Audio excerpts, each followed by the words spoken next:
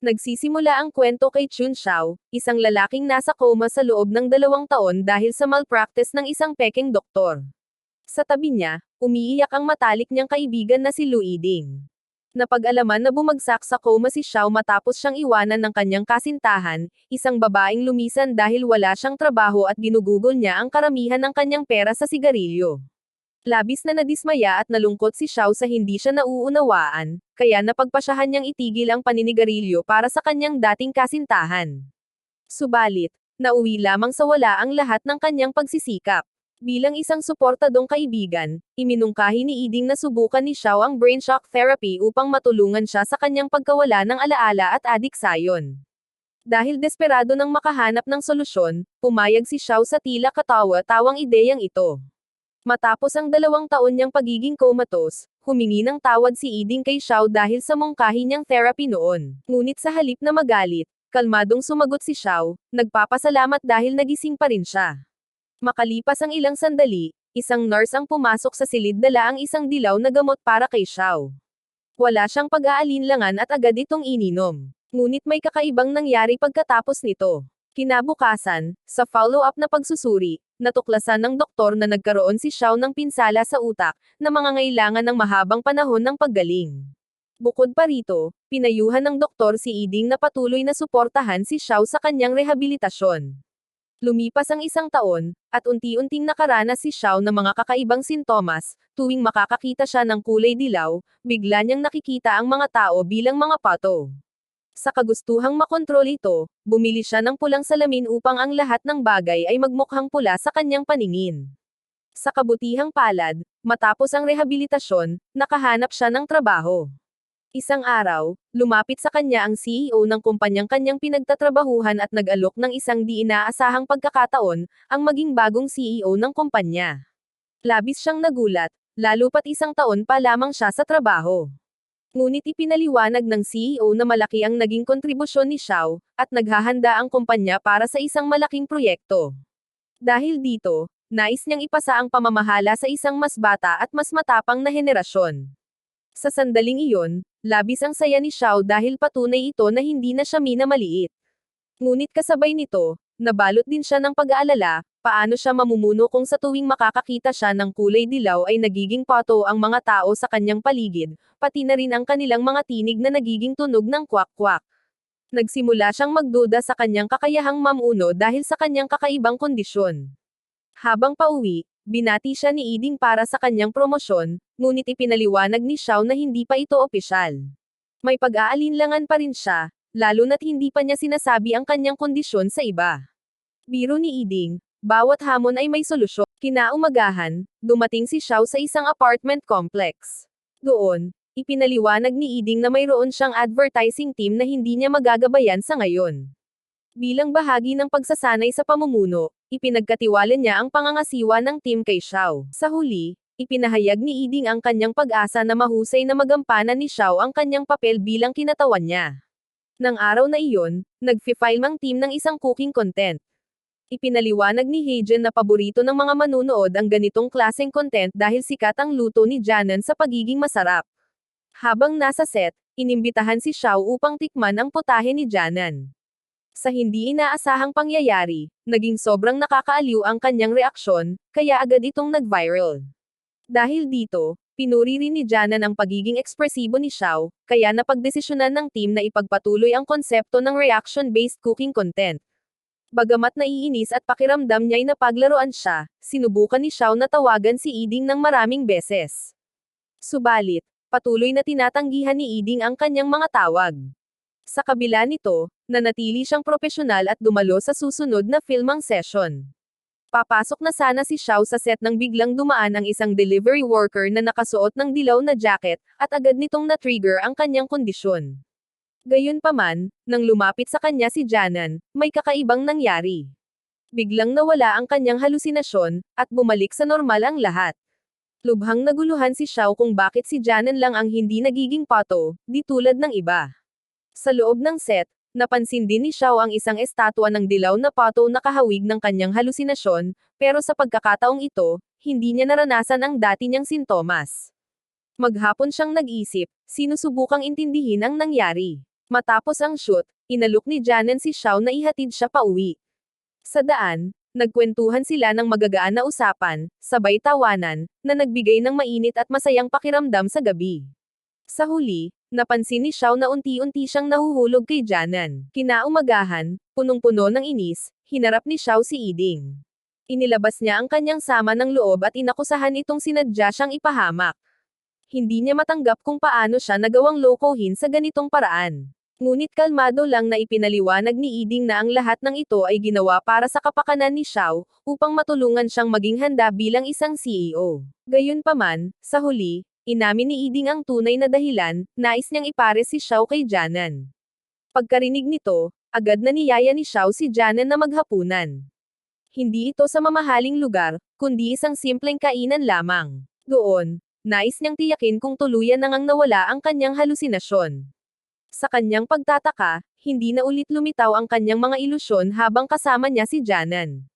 Kahit bumalik si Janan sa kanyang tabi, nanatili siyang normal. Dahil dito, mas lalo niyang pinaniwalaan na si Janan ang susi sa kanyang paggaling.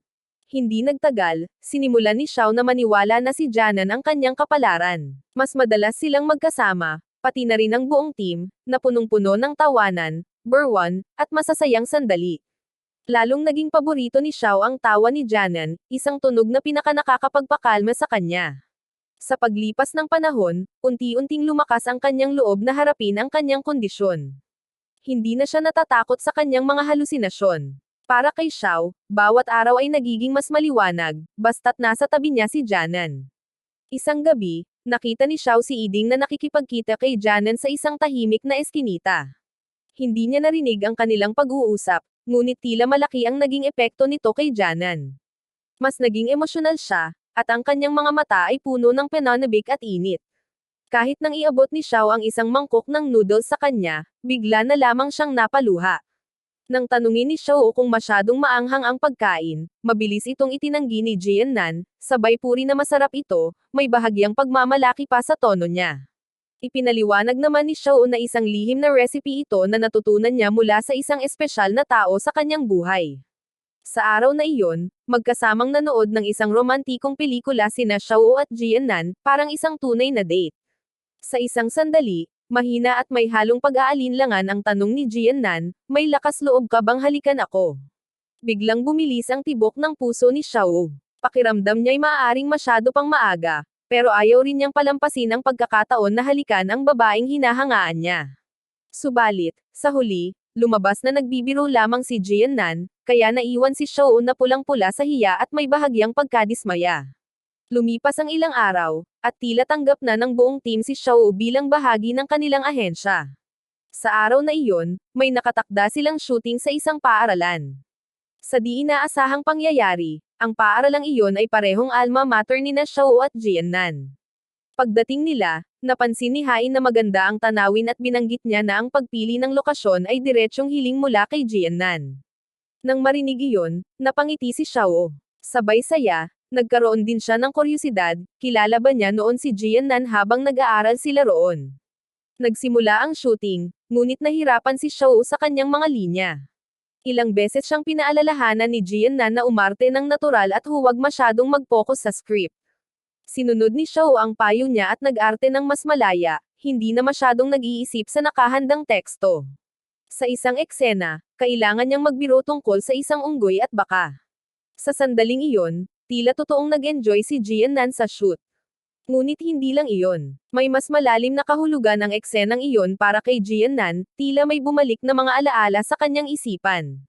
Matapos gampanan ni Xiao ang kanyang parte, pinapurihan siya ng buong team. Pero sa gitna ng pagdiriwang, biglang nagpaalam si Jiannan at lumayo saglit, tila may iniwasang damdamin. Sa kabutihang palad, dahil sa kanyang mga naging karanasan sa ahensya, natutunan ni Xiao na tanggapin ang alok ni Sai ng may kumpiyansa. Wala na siyang takot, pag-aalinlangan, o pangamba sa kanyang buhay. Sa harap ng lahat ng empleyado, nagbigay siya ng talumpati. Bagaman may ilang taong tila mukhang mga pato dahil sa kanyang bahagyang guni-guni, ang suporta ni Jiannan ang kanyang naging pinakamalakas na sandigan. Dahil sa presensya niya, nagkaroon si Xiao ng tapang na harapin ang anumang hamon, kahit pa ang tila imposibleng bagay. Sa kanyang talumpati, Pinuri niya si Sikan bilang isang pambihirang CEO na nagdala sa kumpanya sa rurok ng tagumpay. Ngunit buong tiwala niyang idineklara na sa ilalim ng kanyang pamumuno, mas mataas pa ang mararating ng kumpanya. Matapos ang kanyang tagumpay, ipinagdiwang ito ni Xiao kasama ang team ng ahensya ni Jiannan. Lahat ay nagdiwang at nagsaya para sa kanya. Subalit sa kabila ng kasayahan, napansin niyang tahimik si Jiannan sa buong gabi ng selebrasyon. Ipinaliwanag niyang 3 taon na siyang kasama ng team, at naniniwala siyang sapat na ang 3 taon. Gusto niyang harapin ang bagong hamon sa labas ng grupo. Ang biglaang anunsyo ay nag-iwan kay Xiao ng kalituhan, ngunit alam niyang wala siyang karapatang questionin o impluwensyahan ang desisyon ni Jiannan. Kinagabihan, nagpasalamat si Jiannan kay Xiao sa pagiging bahagi ng kanilang team at sa pagtulong upang marating ang mahahalagang tagumpay. Habang hawak ang isang baso ng alak, nagpalitan sila ng tingin, tila isang emosyonal na pamamaalam. Ngunit sa mata ni Jiannan, may malalim na pag-iisip, na parang hindi lang ito tungkol sa pag-alis sa team, kundi tungkol din sa paglayo mula sa isang taong minahal niya ng labis. 2 buwan ang lumipas mula nang umalis si Jiannan, at si Xiao na ngayon ang may buong responsibilidad sa ahensya. Lahat ng proyekto sa advertising ay nasa ilalim na ng kanyang pangangasiwa. Ngunit isang araw, bigla niyang napagtanto ang isang malalim na bagay, ang mga nakasanayang gawin na dati natural na bahagi ng kanyang buhay ay biglang nawala. Hawak ang isang larwang pato, bumaha sa kanyang isipan ang mga alaala. Sa sandaling iyon, sa wakas ay naunawaan niya ang katotohanan, si Jiannan pala ang dati niyang kasintahan, ang babaeng minahal niya noon ng buong puso.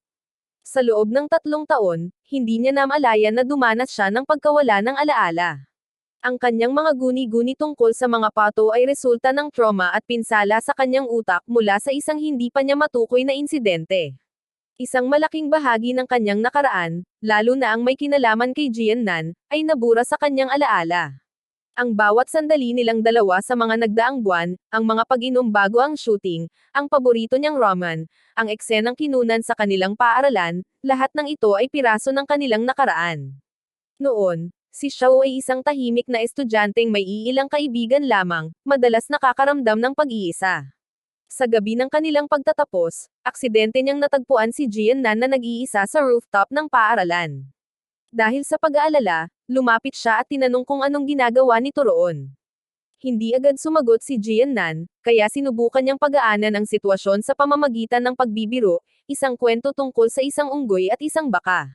Unti-unti, bumukas ang loob ni Jiannan at nagsimulang makipag-usap sa kanya. Kinabukasan, nang nahirapan si Jiannan sa pag-uwi, inalok siya ni Xiao ng sakay. Mula noon, unti-unting lumapit ang loob nila sa isa't isa. Napuno ng saya at tawanan ang kanilang mga araw. Pinangarap nilang maging sikat na YouTubers at vloggers na magkasama. Ngunit hindi naging madali ang kanilang paglalakbay. Dahil sa matinding stress at pagkapagod sa trabaho, natutong manigarilyo si Xiao bilang paraan ng pagpapalabas ng tensyon.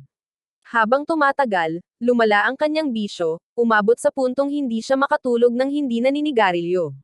Hanggang isang araw, nauwi ito sa isang matinding away. Galit na galit si Jiannan nang matuklasan niyang nasunog ni Xiao ang kanilang kutson dahil sa abon ng sigarilyo. Lumala pa ang pagtatalo nang sagutin siya ni Xiao nang may inis, sinasabing ang paninigarilyo niya ay sarili niyang desisyon at hindi problema ni Jiannan. Inakusahan pa niya itong hindi kailanman nakikinig sa kanyang mga hinaing. Ngunit hindi niya naisip, na sa lahat ng oras, palaging hinihintay siya ni Jiannan sa bahay, umaasang uuwi siya para ikwento ang kanyang mga problema at isama siya sa kanyang buhay. Sa halip, ginugol ni Xiao ang kanyang oras sa paghahanap ng mga bagay na makapagpapalimot sa kanya, alak, sigarilyo, sugal, at walang saysay na aliw. Hanggang sa isang araw, hindi na kinaya ni Jiannan ang sitwasyon. Matigas niyang sinabi kay Xiao ang isang ultimatum, kung hindi niya ititigil ang kanyang masasamang bisyo, mas mabuti pang maghiwalay na sila. Sa gabing iyon, dala ng galit at matinding pagkadismaya, pumayag si Xiao sa desisyon ni Jiannan. Sa matinding pagsisisi, opisyal na nagtapos ang kanilang relasyon ng gabing iyon. Sa parehong araw, nakipagkita si Jiannan kay Yiding at inamin na hindi na niya kayang ipagpatuloy ang pagpapanggap. Sobrang sakit na para sa kanya ang lahat. Sa kanilang pag-uusap, ipinaliwanag ni Yiding na nagkaroon si Xiao ng matinding trauma sa utak na naging dahilan ng kanyang mga guni-guni. Ayon sa mga doktor, ang tanging paraan para gumaling siya ay ang muling pag-alala sa mahahalagang alaala sa kanyang buhay. Inamin ni Jiannan na kahit paano, napansin niyang unti-unting bumuti ang kalagayan ni Shou dahil sa kanyang mga pagsisikap. Ngunit ang katotohanang hindi pa rin siya maalala nito ng buo ay isang sugat na muling bumukas sa kanyang puso. Ang mga damdaming inakala niyang matagal nang naglaho ay biglang bumalik. Kahit 3 taon na silang hindi nagkikita, muling bumangon ang pagmamahal niya kay Shou, parang nahulog siyang muli sa parehong tao. Natakot siya. Paano kung mauwi lang ulit sa parehong trahedya ang lahat? Nauunawaan ni Iding ang nararamdaman ni Jiannan at ipinahayag ang kanyang taos-pusong pasasalamat sa lahat ng ginawa niya upang matulungan si Shou. Sa parehong gabi, dumalo si Jiannan sa launch event ng bagong flavor ng kanyang paboritong snack brand. Bilang isang sikat na YouTuber na may malaking fanbase, inaabangan ang kanyang presensya sa naturang event. Samantala, hindi naman matanggap ni Shou ang ideyang mawawala muli si Jiannan sa kanyang buhay. Sa kabutihang palad, sinabi ni Hayan kay Shou na hindi pa umaalis si Jiannan sa China, nasa isang event pa siya sa gitna ng syudad. Walang pag-aalinlangan, agad na tumakbo si Shou patungo sa venue. Ngunit pagdating niya roon, nalaman niyang nakaalis na si Jiannan. Ayaw niyang sumuko. Ginawa niya ang lahat ng paraan upang may parating kay Jiannan na hinahanap niya ito. Sa wakas, gamit ang isang tinig na imposibleng makalimutan ni Jiannan, buong damdaming tinawag ni Shou ang kanyang pangalan. Nang marinig iyon, hindi na napigilan ni Jiannan ang kanyang luha. Sa sandaling iyon, buong puso niyang naramdaman ang katotohanan, naalala na ni Shou ang lahat. Ang kanilang masasayang alaala, ang mga pagkakamali niya, at ang matinding pagmamahal niya kay Jiannan. Nagtagpo ang kanilang mga mata, punong-puno ng katapatan at pag-asa. Inamin ni Shou na matagal na niyang iniwan ang paninigarilyo, alang-alang kay Jiannan. Dahil sa kanyang taos-pusong pag-amin, lumapit si Jiannan sa kanya, patuloy ang pag-agos ng luha ng kasiyahan sa kanyang mukha. Salamat, Shou, sa lahat ng ginawa mo, bulong niya. Ipinahayag din niya ang kanyang pasasalamat sa pagsisikap ni Shou na maging mas mabuting tao. Sa matinding damdamin, nakiusap si Jiannan na manatili ang kanilang pagmamahalan. Muli niyang inamin, nahulog siyang muli kay Shou. At sa pagkakataong ito, umaasa siyang hindi na nila kailanman kailangang maghiwalay pa.